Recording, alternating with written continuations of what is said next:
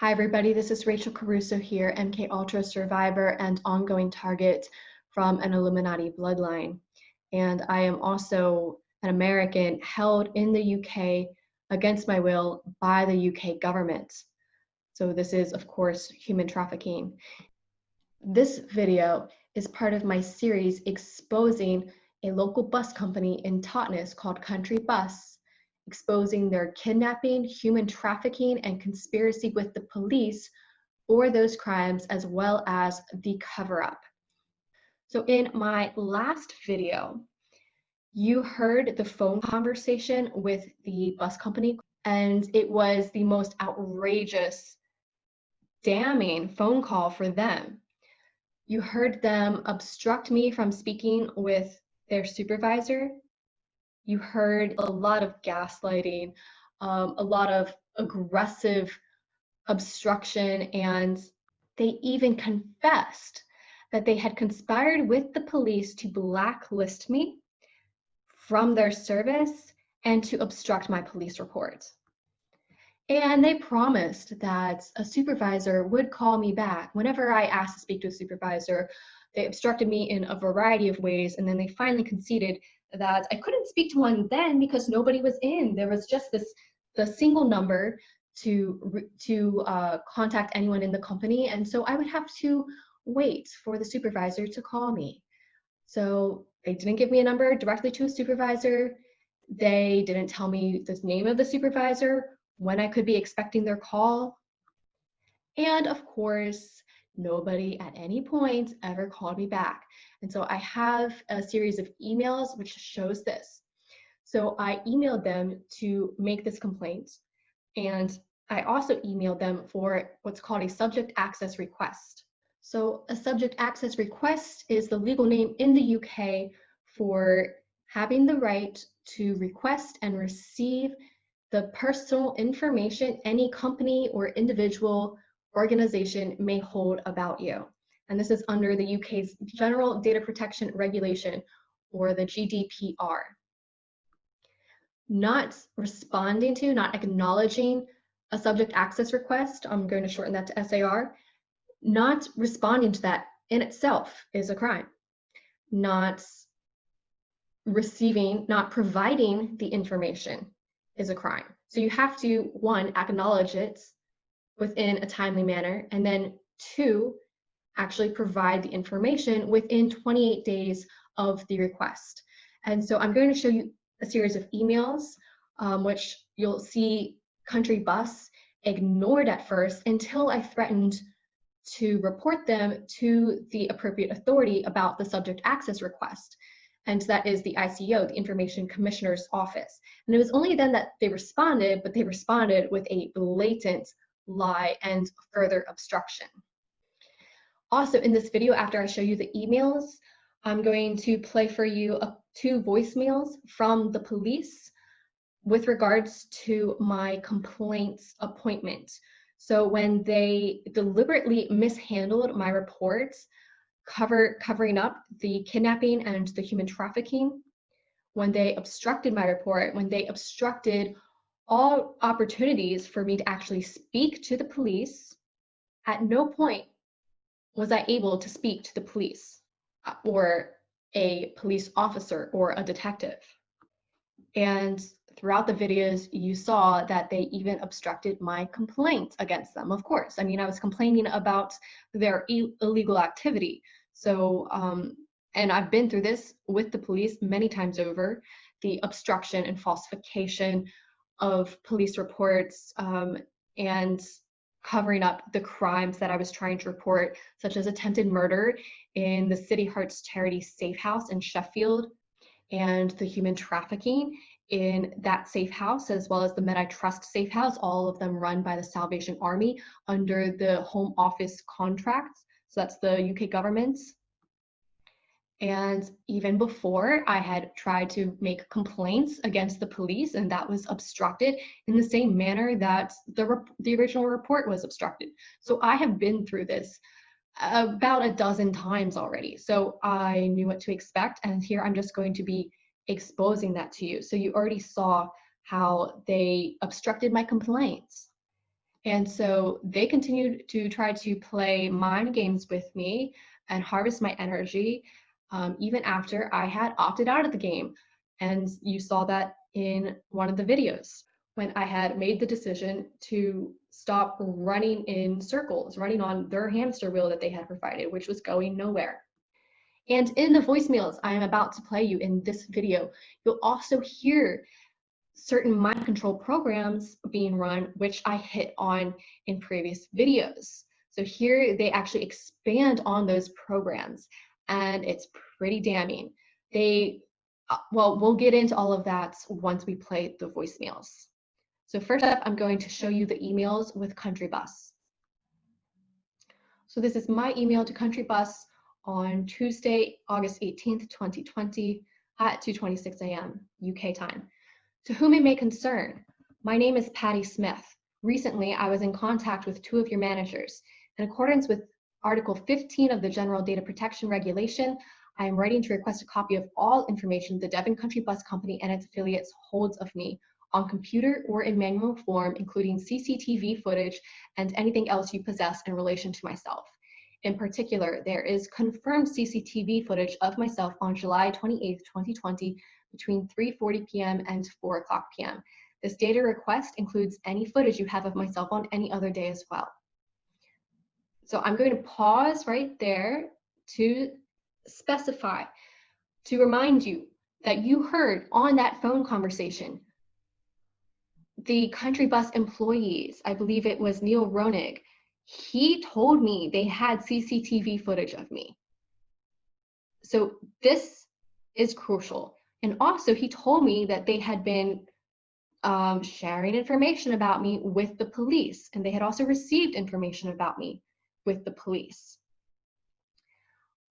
So any information that they receive or share is included with a person's rights under the GDPR. It's part of my rights to receive that information. And you heard them talk about the information they had of me, at least part of it. We don't know the totality of it. And this is key because they're about to deny they had any information of me. So continuing on back to my email. Please provide the locations where my data is being processed, the purpose for processing each component of my data, and any recipients to whom my data has been or will be disclosed when and for what purpose. Now, according to the government website and the Information Commissioner's Office website, which deals with the GDPR and subject access requests, that is all part of my rights too. I basically just took it verbatim from the website. Back to the email. Also, on August 7th, 2020, after a very obstructive conversation with your employee, Mr. Payne, I had requested to speak to his supervisor. However, Mr. Payne identified himself as a manager in the highest position of the company with no supervisor above him. When I rejected this, he transferred me without explanation to a man who identified himself as Neil Ronig, who explained they were equally ranked managers, but there was in fact a supervisor above them who I could talk to. Mr. Ronig was also very obstructive in our total conversation about the critical matter for which I'd originally called. He was equally obstructive in connecting me to his supervisor. The only method of contact I was afforded was to provide my own telephone number and wait for a call another day. I was not informed of the name of the supervisor or when I could expect their call. 11 days later, and as I expected, I have not been contacted by any supervisor. Your immediate attendance to the matters of data provision and supervisor contact is appreciated. Because of the nature of the issue I was discussing with your boss company, it is reasonably expected that my data provision is given high priority and delivered expediently, well under the 28-day limit of the law. So I'm going to pause right there. In that phone conversation you heard, the issue I was discussing was the kidnapping. And so I had even addressed it as kidnapping with them. And I didn't put it in this email because I didn't want to give them more to manipulate. But so I used that to, stress that if they aren't acting if they aren't going to respond and they're not going to respond expediently, then it's really showing that they're obstructing the matter of the kidnapping. They're covering it up. Back to the email. It is also reasonably expected, especially given the total neglect of the situation, that you provide me with the name and position of the supervisor who I am to speak to, and set up via email a phone appointment when I can call them or when they will call me. Thank you for your attendance to these matters. Sincerely, Patty Smith. And so on that phone call, remember, I identified myself as Patty. And obviously, they could easily identify who this is, who I am. They could easily identify me in order to provide my data. Sorry, I'm having trouble with my mouse, so I'm sorry that it doesn't highlight it whenever I want it to, so that you can follow along with me reading out the email. And so you see we come to the next email, which is from me again to Country Bus. And it's a week later, I'd still had no response from them. To whom it may concern, I sent you an email 1 week ago on August 18th, 2020 for 2 reasons. 1, subject access request. 2, to complete the complaint against your company, which I was obstructed from filing when I called on the 7th of August. I have not received a response from you still. Please acknowledge the receipt of my emails and begin the course of action to respond to these matters addressed. Gather my data to send to me and provide me with a phone appointment with a superior manager or CEO to file a complaint. If I do not receive an email from you by the end of business day tomorrow, August 25th, I will be forced to file a complaint with the Information Commissioner's Office for your neglect of a subject access request by which you are permanently obstructing any potential acquisition of my data, as it stands to reason that you do not keep CCTV footage for more than a few weeks. This would implicate you in covering up the critical matter about which I expressed the need to file a complaint with the superior. As I'm sure you would like to keep your organization in good standing with the authorities and public and avoid fines from the ICO, this is an opportunity for us to resolve these matters expediently. Thank you for your prompt response. Sincerely, Patty Smith. And so, let's dissect this part right here. They said they had CCTV footage of me. Now, would the deep state hold on to this longer? Absolutely. But I can bet you that the Country Bus policy on paper is that they only hold on to it for maybe a month or so. I would guess that they really only hold on to it for a week, but it was 10 days after the incident, and Neil Ronig told me that they still had the CCTV evidence. And he claimed they hadn't even looked at it yet, 10 days after the fact. And he claimed, oh, they're going to call me once they look at it. Well, he claimed a couple of things, oh, once the supervisor's in, they'll call me. Oh, they'll call me only after they've looked at this CCTV footage. And of course, none of that happened because he was just making shit up as he went. But so, if they are going to drag it out, it had been weeks after my phone conversation, it still had no response from them. So if they're going to drag it out, I've been through this before, this is how I know to anticipate it, they could say, oh, well, we no longer have the footage. So the MedITrust, that fraudulent charity providing fraudulent safe houses for victims of human trafficking under the UK's national referral mechanism, they did the same game with the CCTV footage. So they would confuse things, manipulate things, gaslight, just convolute everything. And so stalling until they could eventually say, oh, that footage no longer exists. After several weeks, it gets automatically erased from the system. Oh, how convenient. So, that's been done with me before. So that was the pattern kind of unfolding here. So that's why I called them out on it. I got in front of it. If you're obviously already actively neglecting my subject access request, and therefore they could be permanently obstructing all acquisition of my data. Like, I would never get it. And I also called them out on this would implicate them covering up the kidnapping, human trafficking, and conspiracy with the police. So then, oh, we finally get an email from them promptly, only because I threatened to report them to the ICO. So then we get a response. And what do they say? Oh, yeah, just this. It's quite brief. Dear Miss Smith, we have no stored data on yourself. Yours sincerely, Mrs. A. Ellison. Wow, so look at that.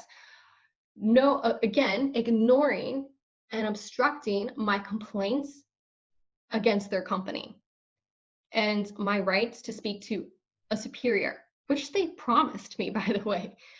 So which they had already agreed to, and now they're reneging just by virtue of not even addressing it, pretending like it's never been part of the conversation. And that's a form of gaslighting. And then they just outright lie here, even contradicting themselves, contradicting the very existence of the conversation I had with them on the phone. That in itself is data on me. What, you don't think they would have taken any notes about that? So if they had taken notes on the phone conversation, that would have been data about me that I would have a right to a copy of. Now, that's not the only data they would have had about me. That's not the only record of me they would have. They were already telling me in that conversation itself, they were telling me they had a record of information about me from the police, and it was an ongoing matter that they were, quote, looking into.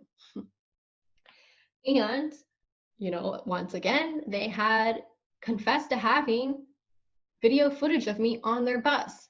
That's part of the data as well that they told me they had. And here they negate all of that. This is a flat out blatant lie. and look, they only responded because I threatened to report them. So let's go down to, that's just, a copy of all the emails previously. Coming down to my response, same day, Tuesday, August 25th, 2020. Mrs. Ellison, it is overtly evident that you are actively evading matters as you continue to ignore and neglect my complaints. Additionally, I have a record of phone conversations with Mr. Ronig and Payne of your company after your employees had already discussed with the police my report of the kidnapping and hate crime committed by one of your drivers on July 28th. They informed me they had conversations with the police about me and had CCTV footage of myself. They even informed me they were instructed to deny me transportation on your bus line. I have evidence of all this too. And of course, I'm talking about the phone conversation I recorded. So I said I have a record of the phone conversation. That could be, a written record. I wasn't going to put into writing the fact that I had recorded this.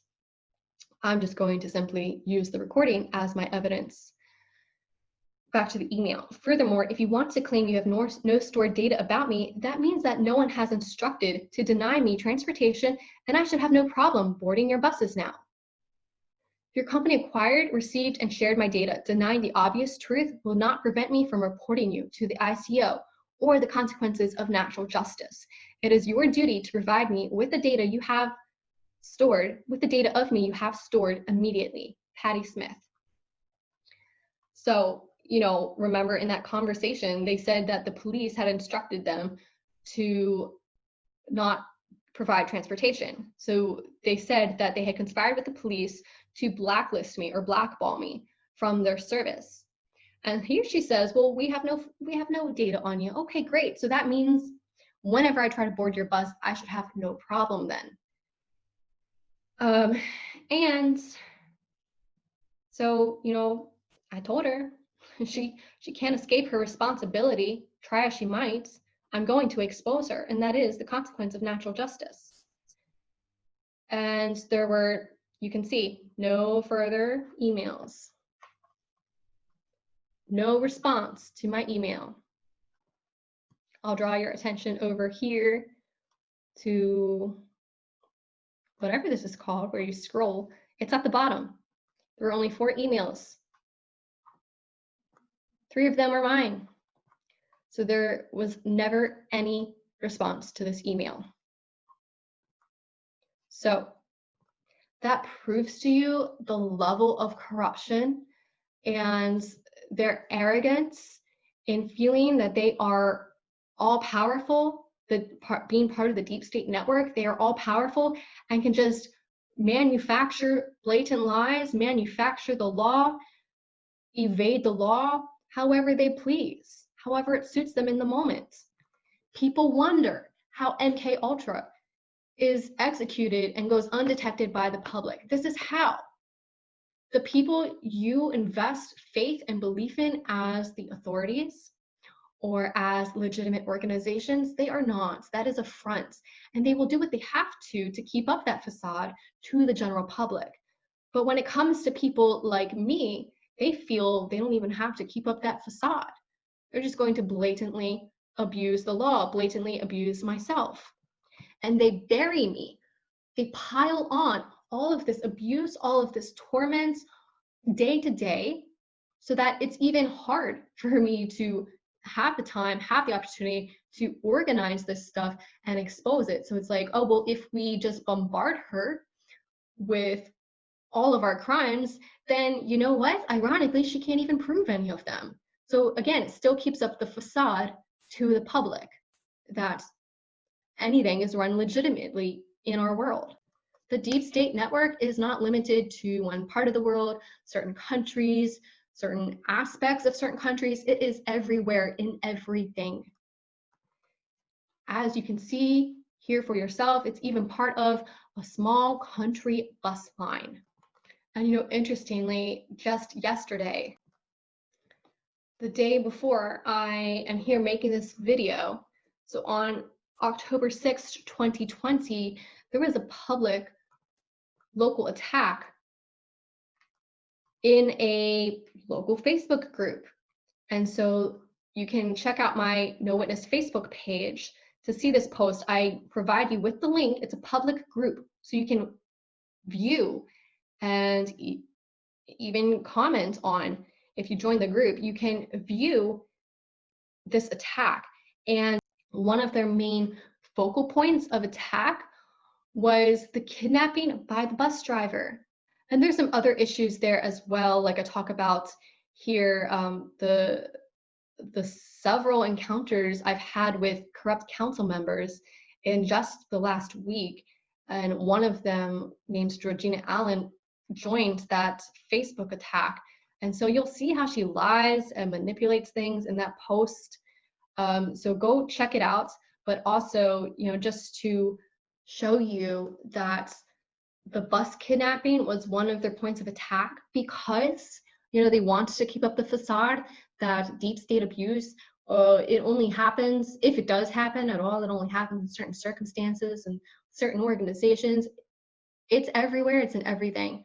So just to further prove that point, after they had posted that public attack in the Facebook group, you have one of the members just yesterday after that, she jumps on and she's laughing. She's laughing at my post about the kidnapping. You can see he lives in Totnes, and if you go to that Facebook group, the attack, you'll see her participation on there, where I don't know if she comments, but she just goes around giving these laughing emojis. And it was, I'm going to show you, it was only my post about the bus driver kidnapping me that she mocked, that she engaged with in this mocking and you know, just covertly and subtly degrading manner. So you know, here's the top of my Facebook. You'll see she somehow skipped all of this just to single out the one post about the kidnapping. There she is. She hasn't engaged with any other posts. And you know, here I went into the details of what happened and the description of the driver, and that in itself is something that she laughs at, right? So now I'm going to continue on exposing the police. As I've mentioned, I'm going to play you those voicemails. We've covered what we need to today about the bus element of it, the bus company, and you know, I've just showed you just brief evidence here that there is a local gang stalking movement to discredit, defame, and degrade me, because specifically for a few things, they're hitting on a few false things, but specifically for the kidnapping. I just wanted to include that little bit of relevant detail.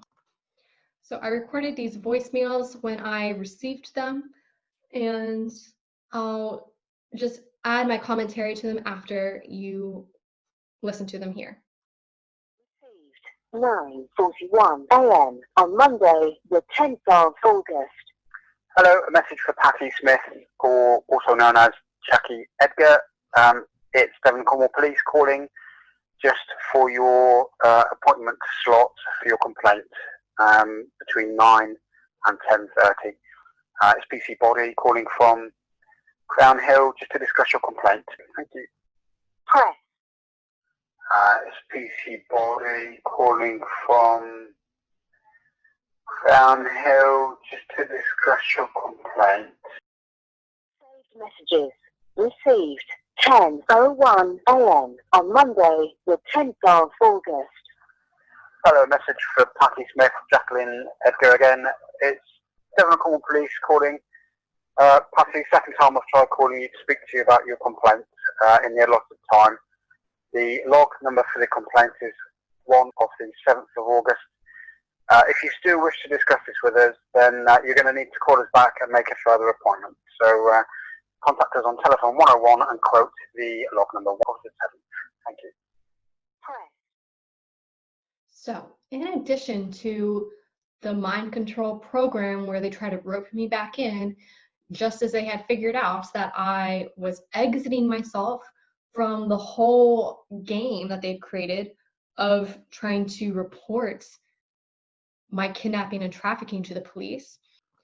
And we have to comment on that AKA Jacqueline Edgar. Do you remember in a previous video, whenever you heard the phone conversation between myself and a police call handler named Simon? And after that conversation, I explained to you that what he was doing was a mind control program in the manipulation of names, withholding his name, which you have now seen for yourself. It's been an established pattern among a variety of corrupt individuals, from landladies like Chloe Nicholson, to the bus company, to the call handler. And I want to clarify, this is a pattern because it is a mind control program. It's a pattern that has been played on me at least 15, 20 times, specifically about withholding names. And there's other things that they withhold also. Just as you saw with the bus company, they withheld my information. But specifically to the name part, I pointed out in a previous video that in my conversation with him, Simon was playing that game. It's a mind control program. So he was demanding to know my full and real name in order to accept my police report, but he wouldn't tell me, he wasn't forthcoming with even his first name or his role within the police. And I had to drag just that part out of him, and then he completely withheld, never conceding to provide me with his last name. And you heard him make up a bunch of really pitiful excuses for it. And I even annotated on that video, there was added text that said, stay tuned for the part where they start to give me an added alias. And so this is what you are witnessing right here. Never have I ever used the alias Jacqueline Edgar. I did not give the police another alias. I told them my name was Patty Smith, and at no point did I say that wasn't my real name.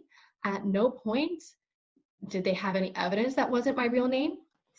But being the deep state, Illuminati, of course they know that wasn't my real name. So they're playing with me further by assigning me a fake alias, calling me, saying AKA Jacqueline Edgar. And also what's concerning is in the second voicemail, they give me the nickname Jackie Edgar. So they have now assigned me 2 additional aliases, as though they have received contact from me on more than one occasion in which I identified myself as Jacqueline at sometimes and Jackie at other times. And as I said, of course, none of this ever happened. You heard every attempt at contact with the police. And I couldn't get through 101. They obstructed that. I only had one phone conversation with someone from the police department. It was that call handler, Simon. And other than that, I had sent emails, and you saw all of those. And so, just how bizarre is it that they're pretending that they've had multiple conversations with me where I identified myself by multiple aliases? And so also to that, I wonder if Jacqueline Edgar is one of my alters that they're trying to activate. I wonder if it's a program they're trying to activate. Because even beyond the matter of them gaslighting me and adding new identities to my reports, just fabricating something, grabbing it out of thin air, you have to consider they didn't grab it completely out of thin air. They would have had a specific purpose for the name they assigned to me. I haven't yet looked up the name Jacqueline Edgar to see if it's a person in history who is connected to the Illuminati or MK Ultra or corrupt in whatever way.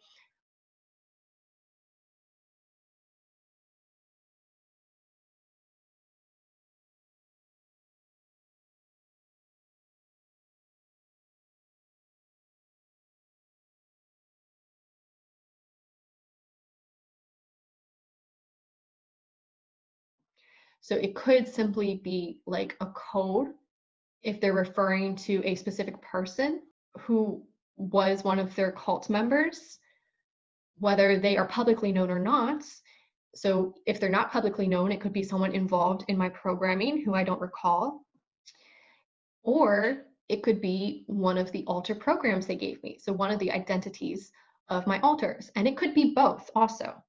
They could have created an alter personality for me based off of a real person. So that's what you call an introject alter. So you have some very bizarre behavior from the police, which in context is really quite damning against them. And he didn't even clearly provide or enunciate his name. I had to slow it down even for me to hear it. And hopefully you can hear it. It kind of sounds like PC Bartley. I can't say that's what his name is for certain. And did you hear in his second voicemail that subtle notes of irritation in his voice? And it is subtle because he's trying to cover it up, but it's there. You can pick it up. He's a little bit shorter, and you can hear it. It's just this exasperation and irritation.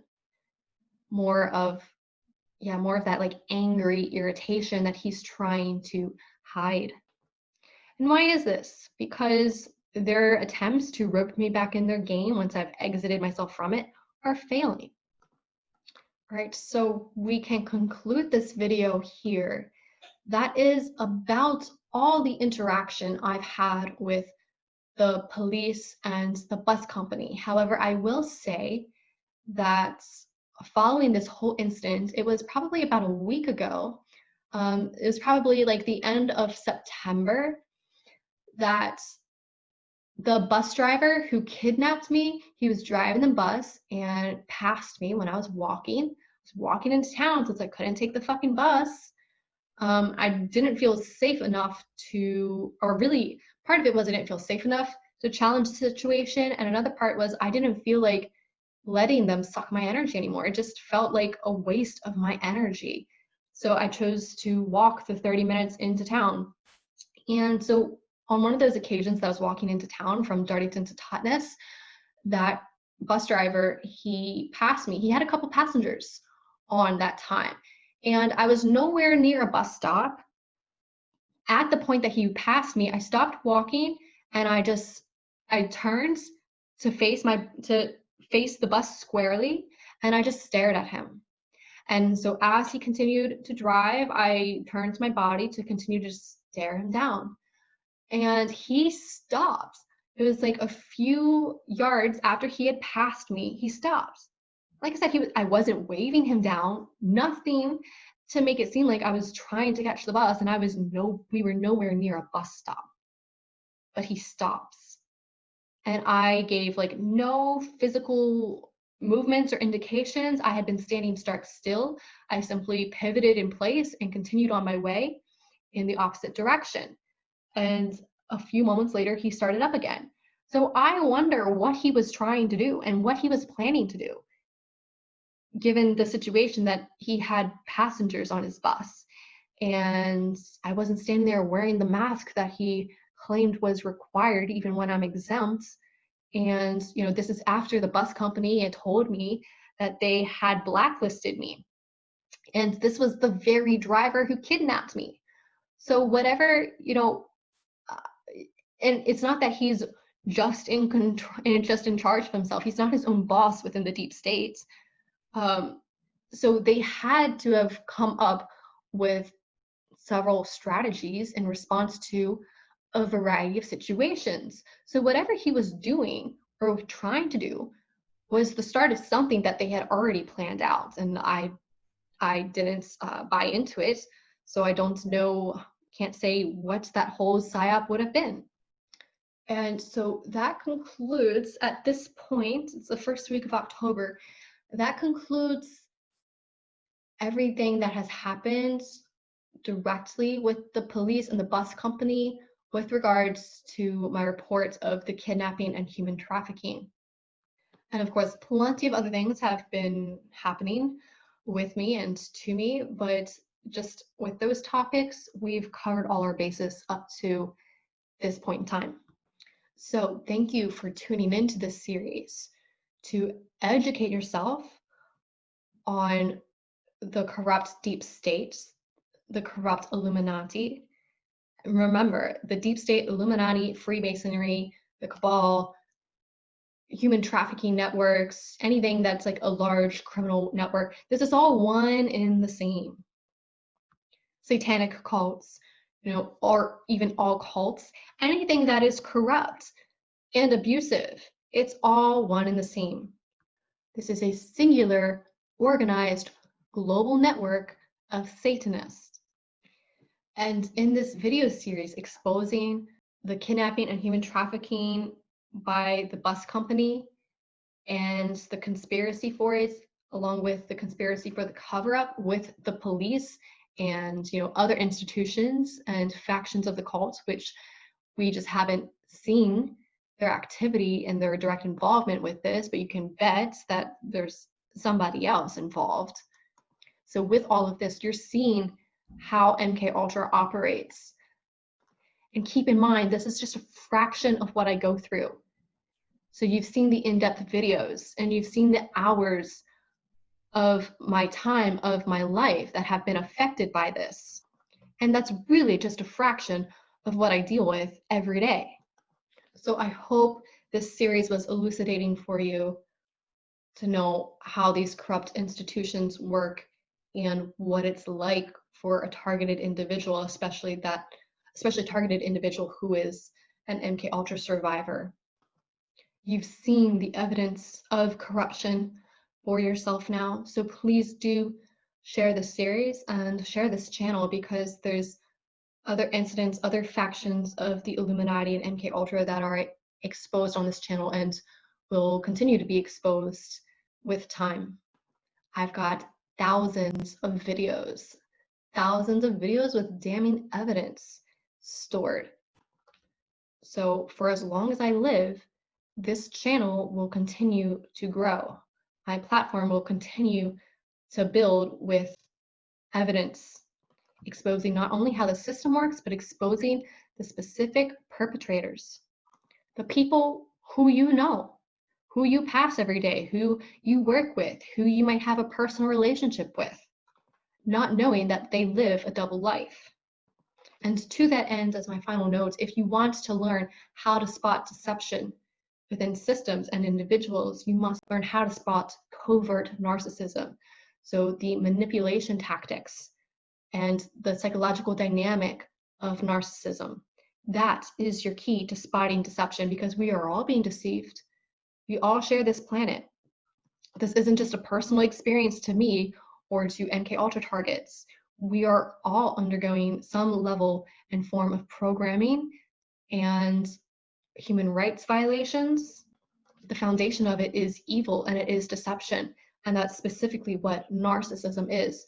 Narcissism is it's a specific psychological dynamic. It's not something vague. So please do educate yourself on that, and it will be like another veil has lifted for you. It will be like the lights have turned on. You can suddenly see clearly when you didn't even realize you were standing in the fog. So a couple of platforms from which you can learn about narcissism. It is something I hope to eventually branch out into myself one day. But for right now, I can recommend to you Dr. Ramani on YouTube, Dr. George Simon, and psychologist Ross Rosenberg. And there's also a couple of survivor channels that I have found helpful, and that is Soul GPS and Permission to Exist, both on YouTube. And so I'll put the links to those in the description box below, as well as some reading material. Actually, M. Scott Peck, who comes to mind, he has a couple of books about the psychology of actual love and conversely the psychology of evil, which he identifies as narcissism. And so I'll put links to all of that in the description box below so you can continue to educate yourself and create a well-rounded perspective on what's happening, and which will help to empower you to make changes and to no longer be a slave or a victim to our global pandemic of abuse. So thanks so much for tuning in, and I'll see you in the next video. Take care.